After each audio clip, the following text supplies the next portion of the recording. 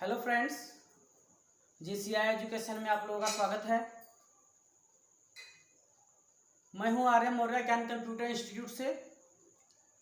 आज कंप्यूटर की basic class में हम लोग बात करेंगे सीपीयू के बारे में। किसके बारे में? सीपीयू के बारे में। हमने इनपुट के बारे में बताया, आउटपुट के बारे में बात की। आज हम इस क्लास में, ये क्लास है 6th क्लास, बेसिक कंप्यूटर की 6th क्लास है, और इस क्लास में हम बात करने वाले हैं सीपीयू के बारे में। ये जो हम लोग बात कर रहे हैं step by step, her class में हमने बताया इनपुट, आउटपुट और सीपीयू। ये स्टेप बाय स्टेप इसलिए बात किया जा रहा है ये क्योंकि हार्डवेयर के ये सब पार्ट हैं। अभी सॉफ्टवेयर के बारे में हमने बात नहीं की है। जब तक हार्डवेयर के बारे में बात ना हो जाए तब तक हम आगे जो सॉफ्टवेयर के बारे में बात नहीं करेंगे। तो जो सीपीयू है, सेंट्रल प्रोसेसिंग यूनिट, तो यहाँ पे देखते हैं जो सीपीयू है, सेंट्रल प्रोसेसिंग यूनिट जो है, ये क्या करता है? ये एक दिमाग है कंप्यूटर का। जिसका दिमाग, इसकी डिफिनीशन लिख लीजिए। सीपीयू या प्रोसेसर, हेडिंग डाल लीजिए सीपीयू या प्रोसेसर। सीपीयू या, मार्कर चल नहीं रहा है, तो सीपीयू या प्रोसेसर, ठीक है। ये हेडिंग डाल लीजिए और इसमें लिख लीजिए,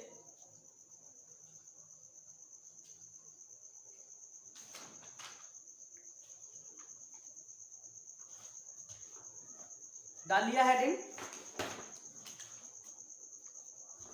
लिखिए कंप्यूटर पर जो भी कार्य किए जाते हैं, कंप्यूटर पर जो भी कार्य किए जाते हैं उस कार्य को करने वाले भाग को, कंप्यूटर पर जो भी कार्य किए जाते हैं उस कार्य को करने वाले भाग को प्रोसेसर या सीपीयू कहते हैं।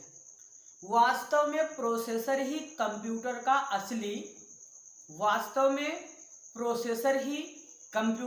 असली ब्रेन है, दिमाग है। यह किसी व्यक्ति अथवा उपयोगीकर्ता के द्वारा, उपयोगीकर्ता मतलब यूजर्स मतलब कंप्यूटर पर कार्य करने वाला व्यक्ति, तो जो क्या करता है, यह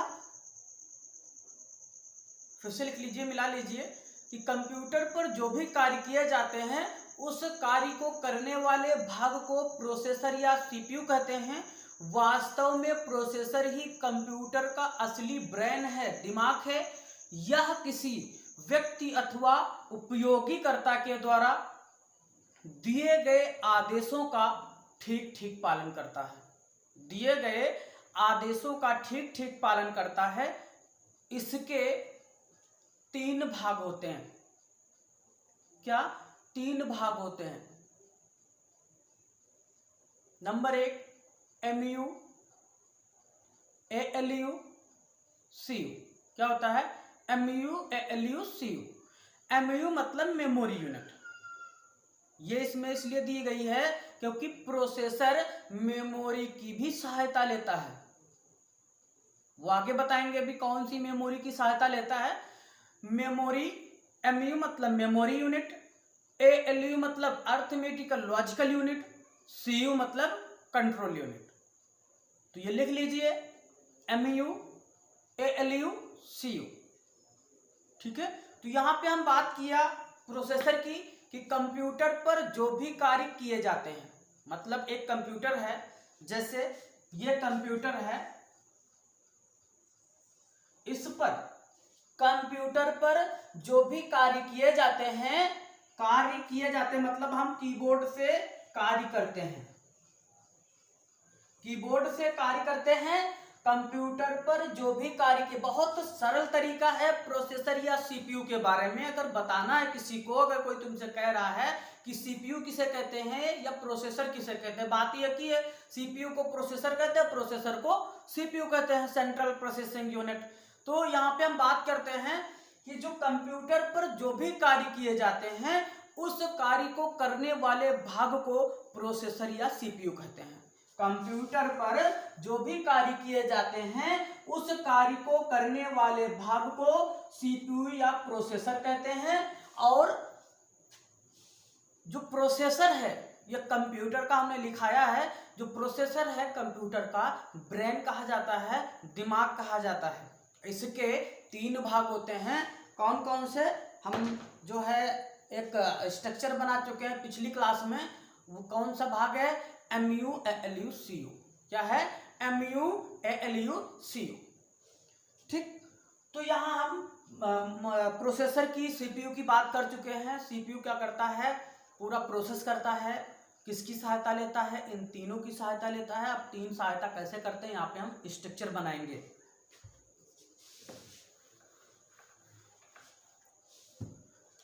यह है सीपीयू, ठीक है, यह सीपीयू है।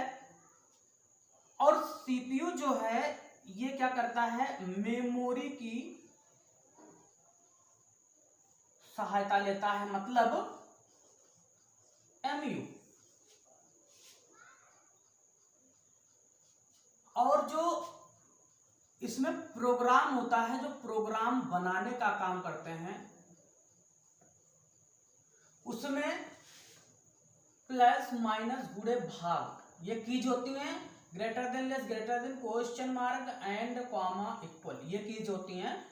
ठीक है, ये क्या करती है? प्रोग्राम बनाने का काम करती हैं। और जो प्रोग्राम होता है सीपीयू की सहायता करता है। प्रोग्राम सीपीयू की सहायता करता है। और जो मेमोरी होती है ये सीपीयू इसकी सहायता लेता है मेमोरी की। और ये ऐसी मेमोरी है जो डाटा को चेक करती है, रखती है। क्या करती है? चेक करती है, रखती है, और रख करके फिर वापस भेज देती है। और बाद में हम क्या, कहाँ पे भेज देते हैं? हार्ड डिस्क में सेव कर लेते हैं और वहां पे दिखा देते हैं आउटपुट में। ठीक है, तो ये हमारी सहायता है। आप कीबोर्ड से हम यहाँ पे डाटा देते हैं, इनपुट का क्या करते हैं? कीबोर्ड से इनपुट देते हैं। और यहाँ पे हम एलईडी लगा लेते हैं और यहाँ पे क्या कर लेते हैं? हम लोग देख लेते हैं रिजल्ट, आउटपुट। ठीक है, समझ में आया? ठीक है, आगे बात करते हैं MU की। किसकी? MU की। MU मतलब मेमोरी यूनिट। MU बराबर मेमोरी यूनिट। MU जो होता है उसका भी एक स्ट्रक्चर होता है। ये हमने जो है पीछे क्लास में बता चुके हैं और उसको विधिवत यहाँ पे डिटेल में बता रहे हैं। बाकी स्ट्रक्चर बनाने की कोई जरूरत नहीं है, सिर्फ समझने की जरूरत है। हमारे क्लास में समझ जाइए, इतना ही बहुत है, ज्यादा कुछ है ही नहीं। जैसे हमारे यहाँ सेंटर पे बच्चे आते हैं, कहते हैं सर हमको लिखना ना पड़े, बस कंप्यूटर सीखना है। मत लिखिए, कोई कोर्स नहीं है, सिर्फ समझिए कंप्यूटर है क्या, कंप्यूटर किस चिड़िया का नाम है, दिखता कैसा है। अभी कुछ लोगों को ये भी पता नहीं कि कंप्यूटर कैसा दिखता है। हमने बताया भी है पीछे क्लास में कि कंप्यूटर, कोई भी कंप्यूटर कुछ भागों से मिलकर बना होता है जो अलग अलग कार्य करते हैं। कोई भी कंप्यूटर कुछ भागों से मिलकर बना होता है जो अलग अलग कार्य करते हैं। कंप्यूटर किसी भी आकार का हो सकता है। जो इसके मुख्य भाग 5 होते हैं, हमने बताया था, memory, monitor, memory, processor, output, input और प्रोग्राम। ये 5 मुख्य भाग होते हैं। और ये मुख्य भाग मिलकर के एक मदरबोर्ड बनाते हैं। और उस मदरबोर्ड को हम क्या कहते हैं? सिस्टम यूनिट कहते हैं, सिस्टम बस कहते हैं, सिस्टम बोर्ड कहते हैं, कंप्यूटर कहते हैं, और क्या कह सकते हैं कि हम जो है यूनिट बस कहते हैं। ठीक, अगर कोई हमसे कुछ भी इसमें से पूछ रहा है तो हम तुरंत बता देंगे, क्योंकि सिस्टम यूनिट मदरबोर्ड उसको इसलिए कहा जाता है, बहुत सारे कंपोनेंट्स, बहुत सारी मेमोरियां आपस में जुड़ जाती हैं और जुड़ करके एक जो है यूनिट बना लेती हैं, ग्रुप बना लेती हैं, और उस ग्रुप से एकजुट सारा काम करती हैं, इसीलिए उसको मदरबोर्ड कहा गया है। ठीक है, तो उसके बारे में हम वहाँ पे बता चुके हैं पिछले क्लास में। और यहाँ पे हम बताएंगे MU मतलब मेमोरी यूनिट। अब मेमोरी यूनिट जो होती हैं तो 2 प्रकार की होती हैं, primary memory and secondary memory. कौन सी? Primary memory.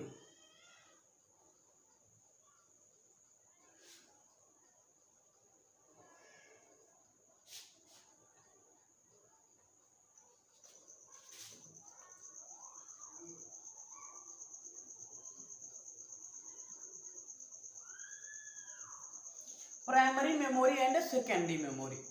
यहाँ पे बात करेंगे प्राइमरी मेमोरी की पहले, उसके बाद सेकेंडरी की बात करेंगे। तो प्राइमरी मेमोरी में दो प्रकार की मेमोरी आती हैं। नंबर एक रैम और रोम।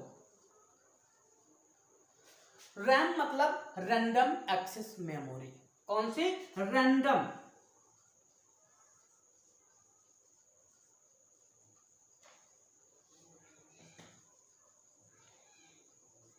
ये लिख लीजिए random access memory.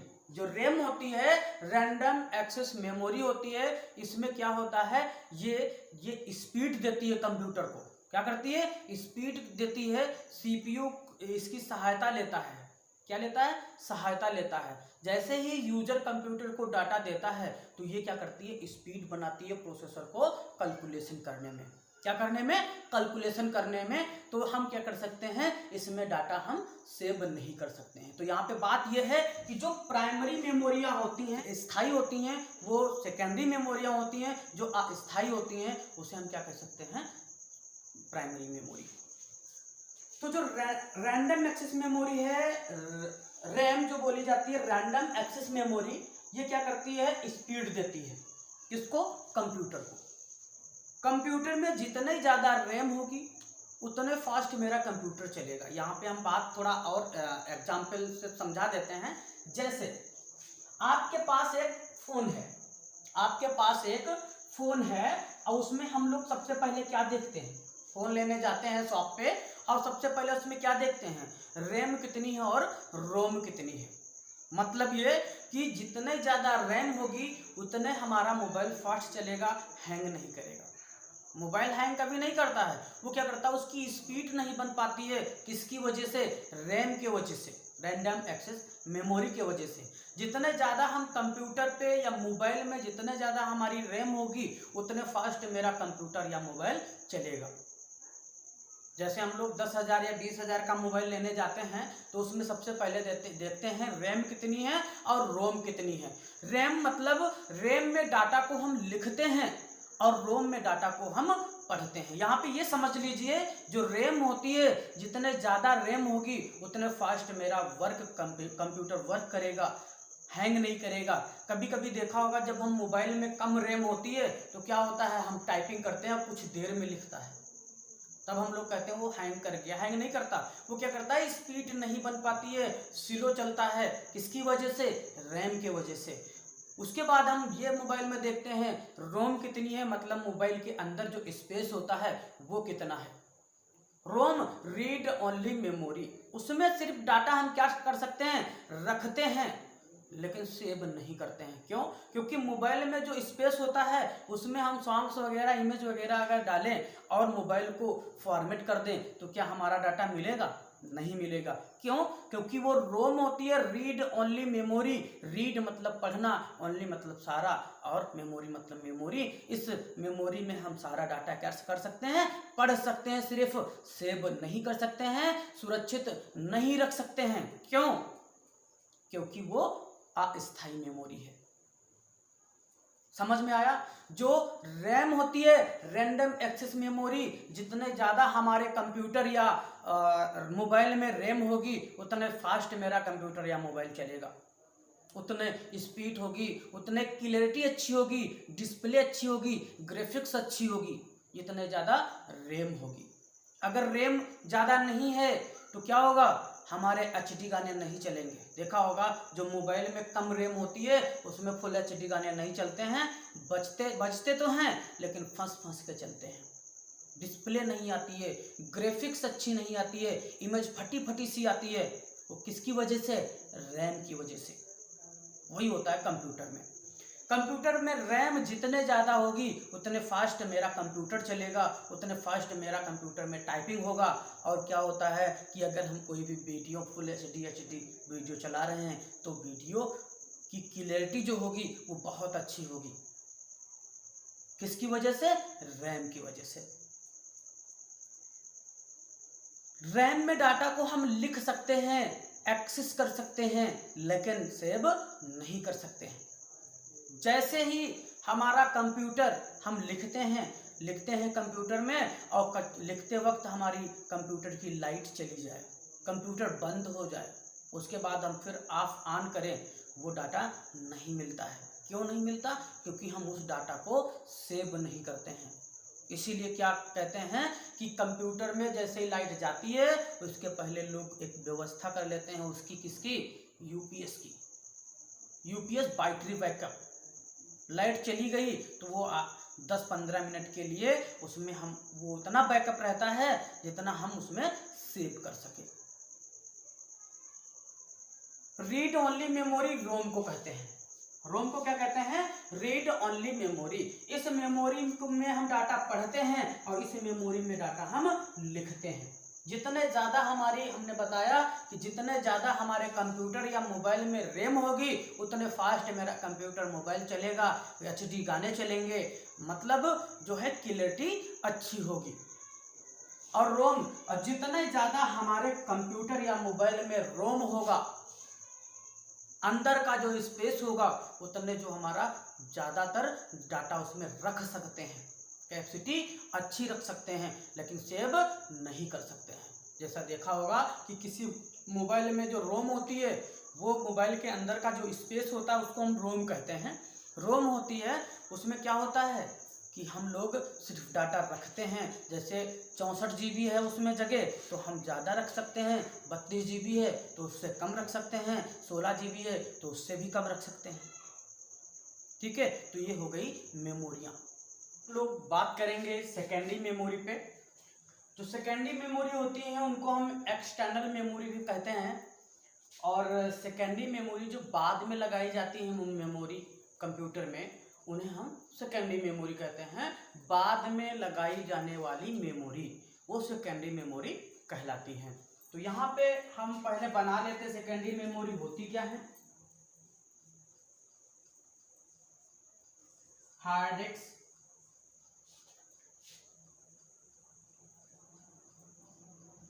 CD, DVD, PD, ये होती हैं सेकेंडरी मेमोरी। जैसे हार्ड डिस्क है, CD है, DVD है और PD है। हार्ड डिस्क जो होती है इनकी कैपेसिटी भी सबसे ज़्यादा होती है, ये महत्वपूर्ण मेमोरी कही गई है। और CD, DVD और PD ये जो होती हैं इनमें अपने हिसाब से क्षमता होती है। जैसे 700 GB होती है, या कह सकते हैं जैसे इस हिसाब से DVD में भी होती है। और PD पेन ड्राइव जैसे 32 GB है, 16 GB है और 64 GB है, इस हिसाब से इनका स्पेस होता है। और ये जो मेमोरीज हैं इनको क्या कह सकते हैं कि इनको ऑप्टिकल मेमोरी भी कहते हैं। क्या कहते हैं? Optical memory. ऑप्टिकल मेमोरी इसलिए क्योंकि इनको लगा भी सकते हैं और निकाल भी सकते हैं। मैग्नेटिक डिस्क बोली जाती हैं। कौन सी? मैग्नेटिक डिस्क बोली जाती हैं। अब यहाँ पे हम बात करेंगे, जैसे हार्ड डिस्क है, CD है। CD मतलब कॉम्पैक्ट डिस्क। लोग पूछने लगते हैं, ये आप लोग लिख लीजिए, CD मतलब कॉम्पैक्ट डिस्क। CD का जो फुल फॉर्म होता है वो कॉम्पैक्ट डिस्क होता है। DVD digital video disc. Digital video disc क्या है? Digital video disc. ये आप लोग लिख लीजिए। हम इसलिए यहाँ पे नहीं लिख रहे हैं क्योंकि वीडियो बढ़ा जा रहा है। Digital video disc. फिर आता है PD मतलब पेन ड्राइव। क्या आता है? PD मतलब पेन ड्राइव। ये जो होती हैं ये हमारी सेकेंडरी मेमोरी कहलाती हैं। इनको क्या कर सकते हैं हम? बाहर से लगाते हैं। जितने ज़्यादा लगाएंगे उतने हमारे लिए अच्छा रहेगा। ठीक है, तो ये हमारी मेमोरी हो गई। और अब हम आगे बात करेंगे, ये तो हमारी मेमोरी हो गई सेकेंडरी और प्राइमरी और सेकेंडरी मेमोरी।